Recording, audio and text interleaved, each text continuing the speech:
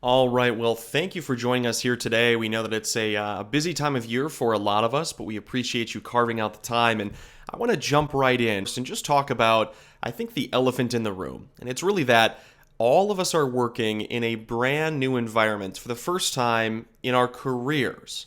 We've never faced something quite like this. And so I think we're grappling, a lot of us, myself included, with how we best succeed in this environment. And really just to set the stage, this is not a webinar about a pandemic. And it's also not a webinar about how we deal with the results of the pandemic. Instead, I want to look at best practices today for how you can succeed in the environment we're in and into the future. Most importantly, how we continue to power business success with Jamf and Apple. So speaking of Jamf, we've made a couple of decisions over the years that have kind of led us to where we are today. And so there was this inciting incident earlier this year where all of us had to start working from home. And in fact, at Jamf, that was a video on a Thursday and kind of instructions to start working the next morning on a Friday from our home offices. So very quickly, we had this inciting incident that said, you will begin working remotely tomorrow. Let's rock and roll. And so from there on out, it was remote work. But there's actually a piece of this story that's missing from this slide. And that piece is, I think, what we'll talk most about here today and what you'll hopefully find most valuable. It's the strategic decisions that our organization, specifically Jamf IT, your exact counterparts here at Jamf, made over the years to bring us to where we are today. And so there were a couple of key decisions that I want to walk through that I think really powered our success. Jamf is a tech company. We're powered by technology. And I think being able to switch from an office-centric company to that remote-first company overnight was a pretty powerful testimony of the decisions we've made and how they paid off when that inciting incident came. Earlier this year, we all had to go remote very, very quickly. We were able to do so thanks to those decisions that were made over the past 12, 18, 24 months. So with that, welcome to the Future of Work webinar here at Jamf. I'm pleased to be with you today. My name is Garrett. I work as part of our product marketing organization here, and we're going to talk through quite a bit on the webinar. How work is changing, which should be no surprise, no shock to any of us. Some common pain points that we are seeing within our customer base, best practices we've gathered across our customers and Jamf, and then of course, dive into that Jamf case study and talk about how we succeeded, and we'll leave you with some resources and next steps at the end. Now, I want to pause here and encourage you to use that Q&A panel. I'm going to circle back at the very end for live Q&A, so feel free to drop a question in whenever the question strikes you. Do not wait. Feel free to drop that in there anytime during the webinar. And then again at the end, we'll circle back and have plenty of time for all of our questions. So let's begin with something that should not be a bombshell, right? This should be something that we're kind of all nodding our heads at right now, virtually, wherever we are. Work is changing. And in fact, it has changed very rapidly, and it has changed permanently. We're calling this, and I've said this a lot lately, permanent market change. The way that all of us relate to our organizations, but more importantly, the ways that our teams relate to our companies has changed forever. And that's such a critical perspective to view the rest of this webinar through. We need to have that lens, that this is permanent change and that we're really in the middle of something that we'll probably talk about for the rest of our careers. And so think back just a few months ago in early 2020. We were in an office-first world, right? All of our infrastructure was built up around buildings that companies either bought or rented to house people during the workday, right? You would show up, go to a desk, use a telephone, use a conference room, hop on a Zoom call or a WebEx call maybe, but then head home and leave that office space. We were office first. And just a couple of months ago, the idea of remote work was a huge company benefit. It was a massive thing that companies could market. If you could be remote 50% of the time or even full time, that was all over HR recruiting sites and job postings. It was a very unique statement because again, most companies were office first. But that had implications for the business as well, for all of your businesses. It meant there was a large real estate footprint, right? And so somebody, likely your CFO or head of finance, was managing that cost. There was a large investment in desks, in office supplies, in rooms, conference IT, things like staples and paper, just kind of the usual stuff that floats around an office building, chairs and so forth. A lot of investment goes into making an office first vision reality. But then there's also this large support for telephony. And so I think a lot of us, this wasn't actually true at Jamf. We have been powered with mobile Apple iPhones for years, for as long as we've been around. But I think a lot of companies are still using that kind of desk-based telephony. And so you walk up to your desk in your chair with your machine, and you've got your desktop phone as well. All of this together, when you look at this entire slide, paints a picture of a big corporate strategy, right? This did not happen by accident. And so when you think about these different pieces and how they're touching different parts of your organization, your P&L statement, how you're investing your company's money, how you as an IT team are using your budget to power your teams.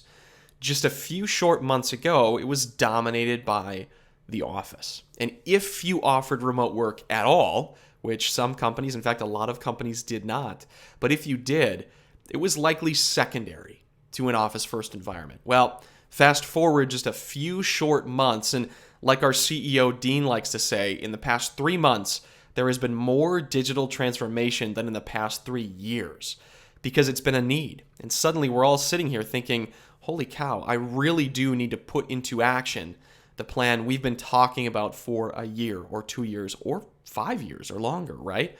Some of our teams, we've known this was coming for a very long time, but we needed and we're waiting on that inciting incident. And so that took place, right? We all had to go home. And now that we are home, we are remote first. All of our organizations, whether we like it or we're afraid of it or we're excited about it or we're succeeding, we're all in the middle of this now.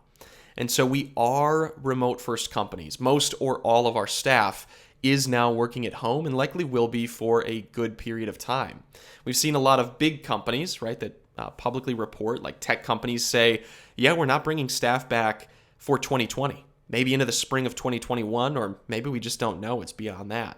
So we're seeing indicators in the market that this is really, again, permanent change. We need to be ready for that. But this, of course, does have an impact for company finance and for IT budgets. It's reducing our need for real estate, which again, that's a cost. That's a very significant cost. And so somebody at your organization, likely not you, but somebody like your head of finance or CFO, they're watching this. And we're all kind of making plans on how this impacts our teams. That's true for IT as well. Mobility and cloud are key. Again, used to be desk-based telephony. Today, we need a different solution. We're probably not having folks grab that desk-based telephone and haul it to their house. We should really be looking at a mobile device because whether they're at their home and working like most of us are today, or they go back to the office part-time or to the road or somewhere in between, the market has permanently changed. You're going to hear me say that a lot, but we're on this spectrum where we're no longer office first. That changed very quickly. We left that by the wayside. But we're also not forever going to be remote first. We're kind of going to be somewhere in the middle now in really unbroken territory for the first time in all of our careers. There has never been an incident quite like this. And so cloud-based software and infrastructure and mobility, I think, will be major keys to success. Now, we've done some surveying inside of Jamf, of our customers, and we're seeing that about 60% of organizations plan to offer remote work to employees going forward. That's really interesting because, again, just a few months ago, it was nowhere near that. I think I saw one Price Waterhouse survey that was closer to 25% prior to the market change earlier this year. So we're seeing significant adoption of long-term remote work, right? Will you continue to offer this? We're seeing 60% or just north of that saying, yes, this will be a part of our plans. And that's a big deal. You think about different verticals and how they'll adopt work in a remote setting. That's a big change for healthcare, banking, construction work, any kind of retail. Lots of folks are changing their business models, and that does impact IT as well. So I want to talk about how that changes the office. We used to be office first. We're now becoming what we're calling office as a service. And this is something, again, that I love talking about because it's not only a market change that is taking place. This is something that Jamf office, we call it office facilitation. The office facilitation team is working on right now. We've already heard them talk about this as a team. Like, what does this look like in the future? Well, I'll give you some general thoughts. Now, I don't know what your organization looks like, and I certainly don't know where the market is going. This might stretch on for months or much longer. We have no idea. But I will say, I think the impact on the Office First vision is clear today. It is gone. And what we used to embrace as showing up to an office kind of just as your day-to-day life is really not coming back. In my opinion, we have seen a business model really kind of come into its own over the past 20, 30 years, but really come to an abrupt halt here with what occurred in early 2020. And we're really moving towards something else. We think it's something like this, office as a service. If, an office powers your work and you're more productive and you're more creative and you feel more a part of the company, then that's great. We need to make that an option in the future. So offices don't go away. But this should sound really familiar. We're offering a choice, right? And if you've ever been on a webinar with Jamf before, you might have heard of our message about choice programs as far as hardware. We're not advocating that every single employee in every single organization needs Apple. What Jamf advocates is we want every single employee in every single organization to have a choice.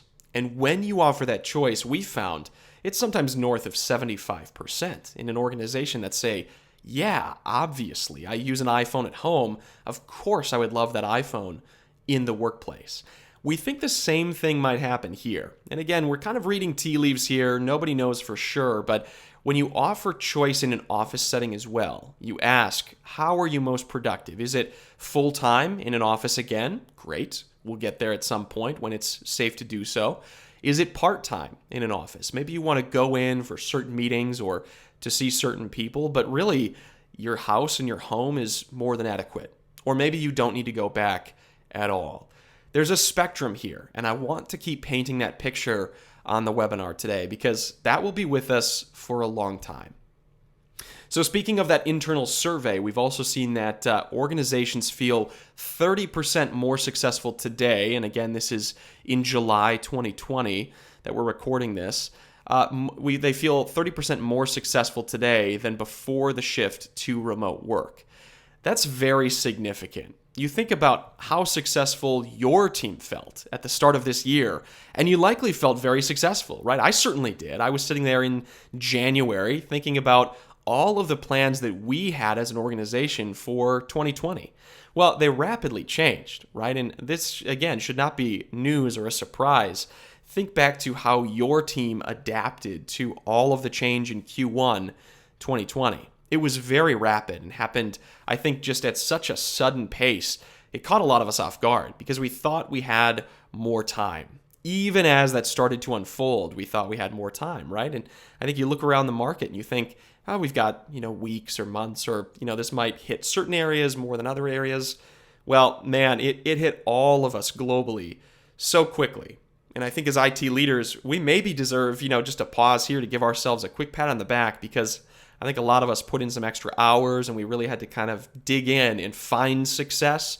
Success was not easy to find in that environment. So we've talked about how we arrived where we are today, but what are the common pain points driving our business discussions right now? Well, we've talked to a lot of customers. I certainly do. Our teams certainly do. And a few things are bubbling up. I want to talk about some things that are driven by fear and IT challenges, just common things that we're kind of seeing as commonalities, if you will, around the market. Different verticals, different size companies, but three things are really bubbling up that I want to talk about here today. And then we'll talk about how we solve those pain points, right? So let's dive in. The first is remote staff. And this is obviously I think, the biggest pain point for most of us. Our teams used to be centralized in an office. We were office first. And so IT was kind of this centralized hardware clearinghouse. When we bought new hardware, it came to an IT office or space in the office. And we probably had, as IT leaders, stacks of hardware sitting somewhere in a closet or right next to our desks. But it was probably somewhere on site because IT was responsible for gathering it, configuring it, and giving it out, right? Onboarding was largely in person. When you brought somebody into the company, they probably saw HR first, but I'll bet the second person they saw was IT. And they would walk over to your desk or someone else's desk on your team and kind of outstretch their arms, and you would load them up with a laptop and a phone and whatever else they needed to be successful. But now teams are remote, so we can't onboard in person, and IT is dispersed, so we can't really have a clearinghouse either. So, well, what do? I think some of us are kind of sitting here like, shoot, the process that got me to where we were in January or February 2020, it cannot carry me to the end of the year. It cannot carry me to the end of 2020. So what do? Well, the answer is adapt our process, right? And if you haven't gone to things like a zero-touch model, we need to talk about that. But we've got a few more options as well. So we'll circle back on this in just a minute.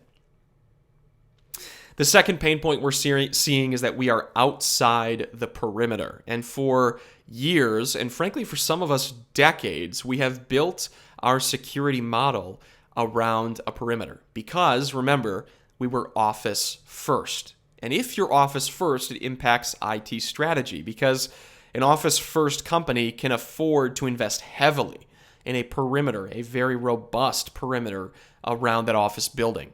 We're talking how you network and allow people to connect, not only to that network, but also to company resources. Also, when they're home, how do they dial back in with something like a VPN? All of those systems were set up to support that office first model. Not just a model of protecting company data, but protecting data with the understanding that most people come into an office every day. That's a very important caveat to remember. That has changed and is really gone for the foreseeable future. And so we need to adapt. The need to secure remote work is critical, obviously.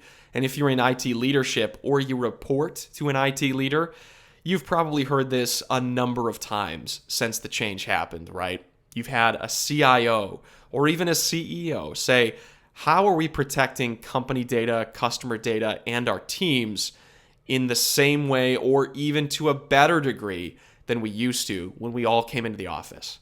That's a very big question, likely a multi-part answer. We'll talk about that in a minute. And again, look at the change that we're seeing going ahead into the future. This one is from a Price Waterhouse survey. 73% of organizations say that work flexibility will make their company better in the long run. That is such an important stat to kind of wrap our arms around as we transition from that second pain point into apps and tools. Because we used to empower teams with a hardware procurement process, an onboarding process that said, you'll probably be in the office, so we'll house hardware and IT staff there. But we're also talking about work flexibility on a spectrum, right? And we've talked about fully at home, which I think most of us are still largely to that side of the spectrum, and fully at work, which we're really never going back to, will be somewhere in the middle. And we as IT leaders, we need to be flexible in that environment. So we used to have the same old applications because they kind of worked and they kind of got us by. Systems might have been aging. I know, in previous lives, I've certainly seen this where a system, it kind of is working, but it's clear we need investment to make it modern.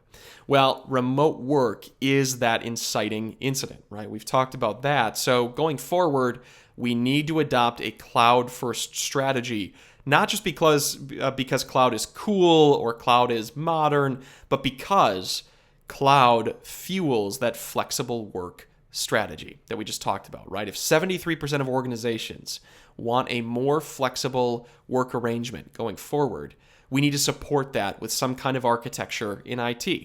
And that's cloud first. It has to be cloud first. That's how we power this going ahead. That's true for applications, infrastructure, and even what you choose with Jamf.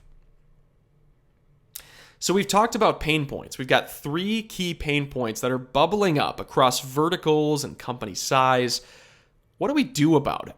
And I think a lot of us are probably sitting in this space right now because we've been dealing with this change for a few months, but we're kind of at the point where the easy options are likely exhausted.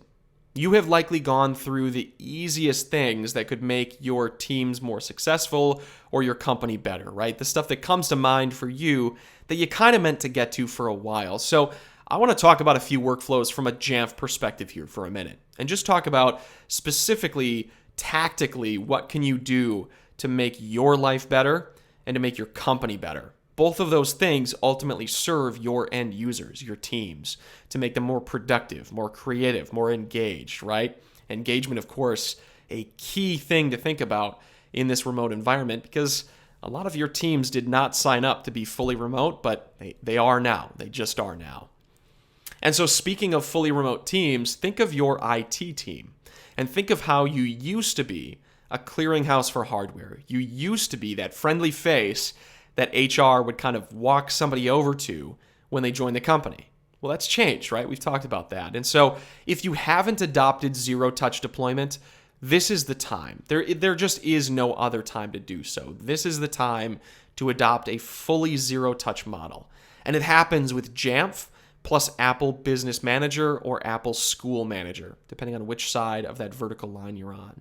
Take a look. Apple Business Manager and Apple School Manager are free programs from Apple for you and your organization to help you be more successful. And they unlock things like a zero-touch model where you can buy a piece of Apple hardware, have it show up at somebody's house, not at the office and not at your house, but at somebody's house, an end user directly, and it will power on and configure itself as you instruct it to do with Jamf. There's no configuration needed by that end user. It is just kind of the most modern way that we've got to make it truly a touchless model. Very powerful stuff.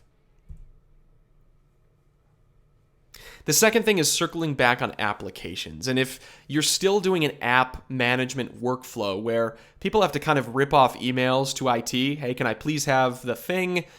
We would love it because our team needs it to be successful, right? Okay, great, we can make that happen. Maybe IT goes and procures the licenses and then somehow gets you that application or is doing that manual deployment workflow one-to-one. Those don't scale very well, first of all, across a team.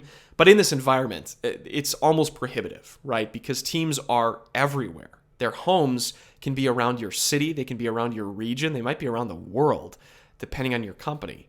So we need an app management workflow that is streamlined and that powers any kind of application wherever your teams are. So you can do that with support for the App Store, the B2B App Store, in-house applications. These are all different kinds of apps and routes to delivering those apps to your teams. So think about what your needs are. You might have needs for cloud-based applications and procuring them and giving them out and reclaiming those licenses that you have never had before, and that's okay. Jamf is here to help. We have done app management across all of those routes for years. So hop on jamf.com if you want to see more, but I love this stat in the bottom right. On average, Jamf Pro customers spend 90% less time managing applications when they adopt Jamf Pro. That is such a powerful statement. And if you think about your work and your team's work today with apps, what would you do with 90% more free time of what you're spending on applications today? That's probably a good chunk of time, and you probably need that in this environment, right? We all need more time to help make people succeed today. It's just different and kind of weird, frankly. So I think with more time, we can address our teams more directly, give them more support, and make them more successful. And some of the best ways we do that are with really big names in the industry. Things like Zoom and Slack. We've got a great partnership with Microsoft. You've probably seen things like conditional access, but we also allow you to deploy Microsoft Teams or deploy and configure Office 365. Some pretty powerful stuff there. So take a look. If you're using these apps or you're heading toward them, because again, you need a leading cloud-first tool for collaboration or communication, this is the future for you, and we can help do that deployment. I also want to talk briefly about a tool called self-service in Jamf. This has been one of the most interesting things, I think, during this environment. And it's that we've started to talk more to our customers about specifically what's powering their success, right? Like, what's the difference between a very successful customer and someone that still feels a little uncertain? One of the big keys has been self-service. And Jamf Self-Service is this program that gives applications and resources directly to your end user in a curated portal. We call it an app catalog, right? It's kind of this customizable catalog of applications and resources. This has come up as the most critical piece of a lot of customer strategies right now because you need a way to give more power to the end user, right? And you can do that through an online, text portal like a Confluence page. You can do that through email. But really what you need is a consistent presence on that end user device. So if they need something like, a VPN credential or an application, you can go on to self-service and with a single click, get that resource that you need. No IT involvement needed. Get right back to work and IT is still humming along. Massive deal. And on average, customers see a 15% reduction in help desk tickets because of self-service. That's powerful stuff, really powerful stuff. The final thing I want to talk about is security. And of course, Apple is great at this. They've got a number of native security tools like File Vault and Gatekeeper and XProtect. If you've been in the Mac space before, you're probably nodding your head. You've heard those names. If you're new, and especially if you're coming from an environment where it was primarily Windows-based, or I'll just say non-Apple in general, other operating systems as well, and you're kind of dipping your toes into the Mac or Apple waters for the first time, take a little time to learn about File Vault and Gatekeeper and XProtect.